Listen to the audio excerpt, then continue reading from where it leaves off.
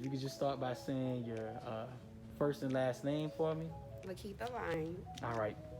And so, first question, again, you could take time to think about it. What was most impactful about today's session?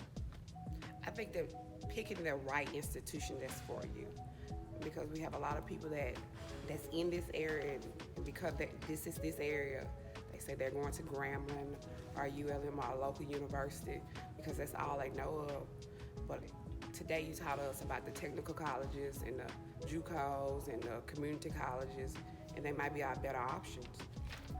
Thank you. All right. Last question. Well, two more questions. How do you think today will improve your ability to help your child succeed in college? With the debt, the debt ratio, what not to take out, only take out what you need at that time if you have to take out a loan. Awesome. All right, last question.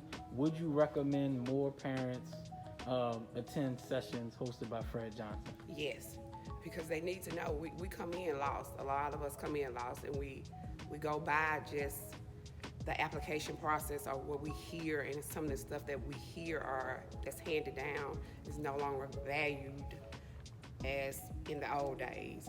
So we need to know the update of how to get scholarships, how to get money besides a loan or Pell Grant, or how we can get other things like work studies to help the kids in school.